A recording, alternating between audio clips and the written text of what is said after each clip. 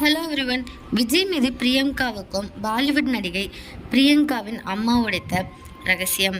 தமிழ் சினிமாவில் முன்னணி நடிகராக புகழின் உச்சத்தில் வலம் வருபவர் நடிகர் விஜய். தற்பொழுது சினிமாவில் தனது கடைசி படத்தில் நடித்து கொடுத்துவிட்டு முழு நேரம் அரசியலில் கவனம் செலுத்த இருக்காங்களாம். அவர் சினிமா வாழ்க்கையில் முக்கியமான படங்களில் ஒன்று தமிழர்.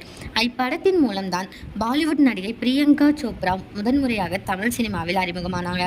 அதன் பின் அவர் தமிழ் சினிமாவில் எந்த ஒரு படத்திலும் நடிக்கவில்லை. இந்த நிலையில் பிரியங்கா சோப்ராவின் அம்மா விஜய் குறித்து தமிழன் படம் குறித்தும் சில விஷயங்களை பகிர்ந்திருக்காங்க.